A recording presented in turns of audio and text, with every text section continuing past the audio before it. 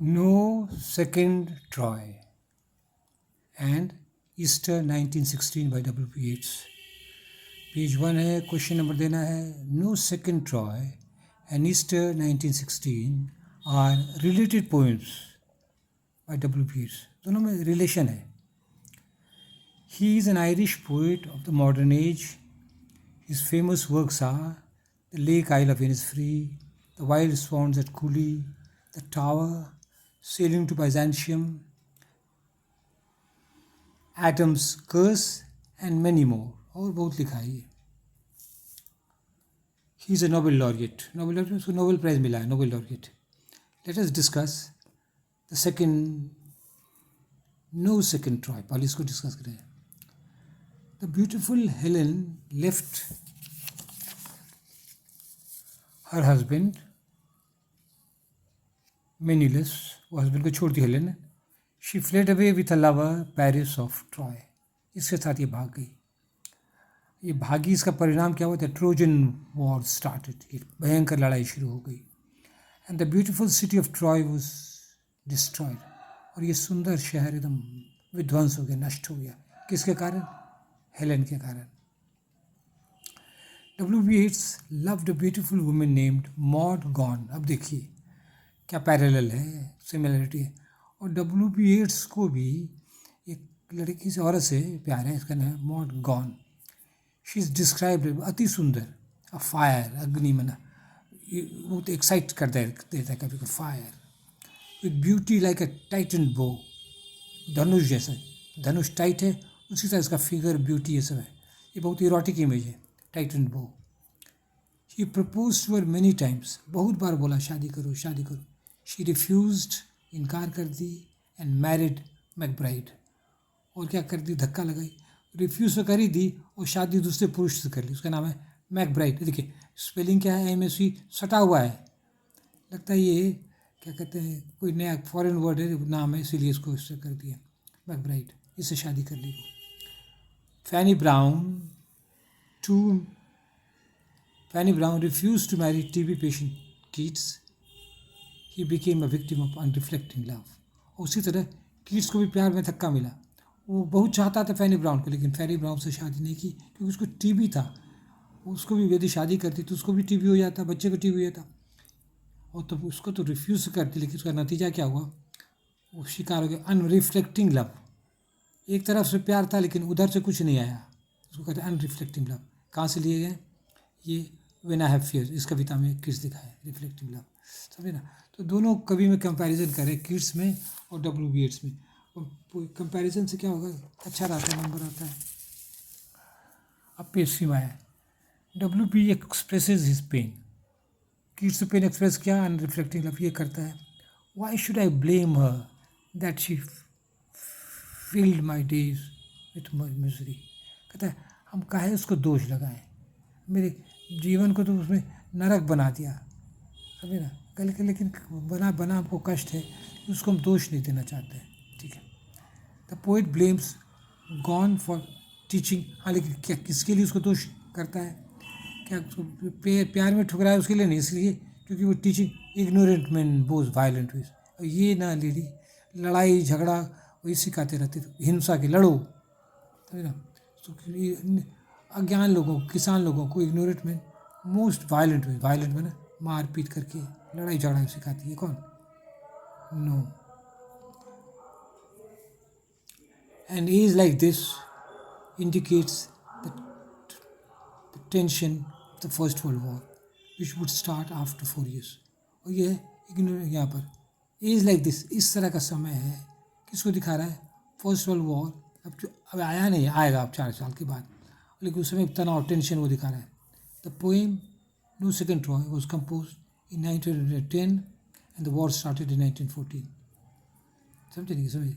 Tension था जब से कविता रची गई थी. W.P. Yeats blames is beloved in a satirical style. उसको दोष देता है व्यंगात्मक तरीके से. He thinks that she is capable of starting another. क्या कहता है?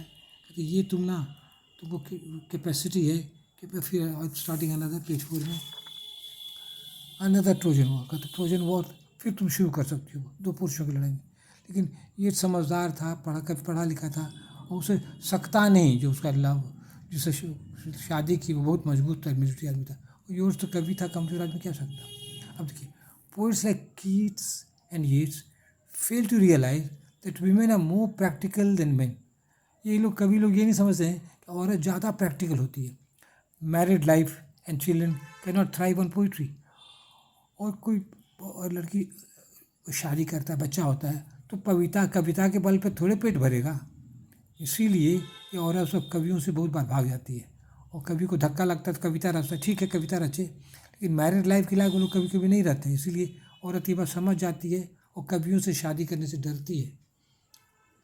A few words about the style of No Second Troy, style के बारे में। W.B. Yeats uses language that is close to spoken speech, बोलचाल की भाषा अपनाता है।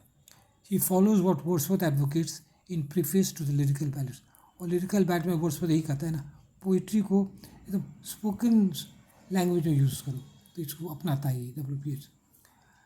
No second Troy contains only 12 lines, सिर्फ 12 लाइन की कविता है। Yeats uses the popular iambic pentameter.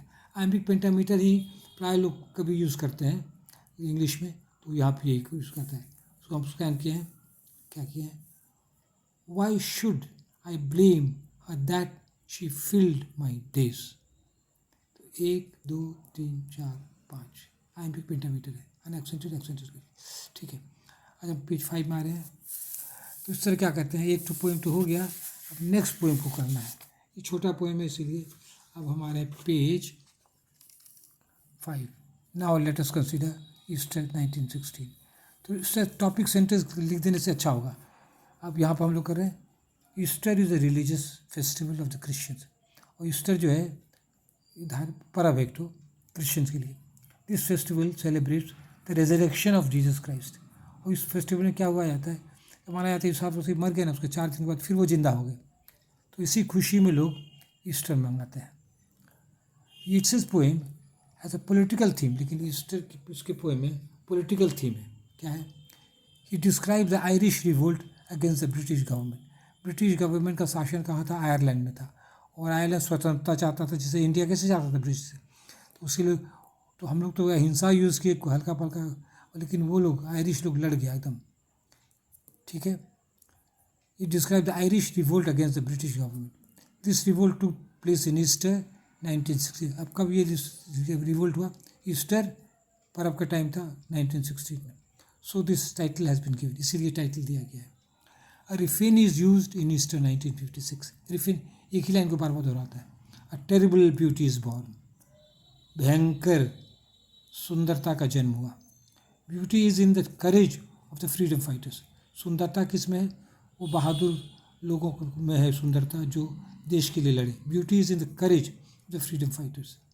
Beauty and there is terror because many brave man were killed in the fight. और इसलिए टेरर है, भय है, कि बहुत लोग मारे गए उस लड़ाई में। सम नेम्स, कौन कौन मारे गए उसका वो नाम भी देता है। मैक डोनाग, स्पेलिंग देखिएगा, नहीं हो तो एक दो तो छोड़ भी सकते हैं। क्या है, मैकब्राइड, हाँ, और क्या है, कॉर्नोली एंड पर्स। एक दो तो नहीं याद हो, छोड़ भी सकते हैं। McBride had married Yeats beloved. अब देखिए, यही शादी कर लिया था यीट्स के बिलवेड से, यीट्स के छोड़ के ये इससे शादी कर ली गई दोबारा से।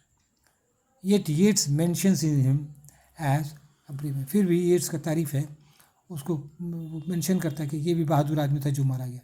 तो ये मैकब्राइड जो था येट्स से ज़्यादा हिम्मत करता, लड़ाई झगड़ा में मजबूत था, इसीलिए लगता है येट्स से शादी नहीं करके इससे वो शादी कर ली। ठीक है, it's mention as a brave man, ये उसका भी नाम ले लेता है, उसका दुश्मनी की एक तरफ से है, rival. Yet I number him in the song, कहता है फिर भी हम उसका नाम अपने गाना में लेते हैं बहादुर लोगों में। Like Gandhi, W.B. Yeats believed in non violence. Gandhi को भी की तरह ये भी अहिंसा चाहता था। But some people of Ireland because of excessive love took up arms. लेकिन कुछ लोगों का था एक्सेसिव लव, ज़रूरत से ज़्यादा प्यार था, कि नाम पे बोले क्या क्या हथियार उठा लिया देश के लिए। एक्सेसिव लव, खराब सेंस भी दे सकते हैं इसको। Easter 1916 uses iambic tetrameter. Tetrameter use करता है. देखिए टेट्रामीटर क्या होता है. I have met them at close of day. iambic तो यही है, 1 2 3 4, 3 4 को कहते हैं टेट्रामीटर. अब लास्ट पेज है. अब कंक्लूजन देना है. कंक्लूजन हम सोचे आप लोग छोड़ दें, लेकिन फिर हम फिर लिख दिए. कंक्लूजन आप अपना भी बना सकते हैं और आंसर को कुछ बदल के लिखे तो अच्छा रहेगा. To conclude, no second Troy and Easter 1916 show W.B. Yeats ऐसे यहाँ पर एस तो नाम है, Yeats unique way of expressing ideas in poetry. फिर से to conclude, no second Troy and Easter 1916 show W.B. Yeats' unique way of expressing ideas in poetry. That's all. Thank you.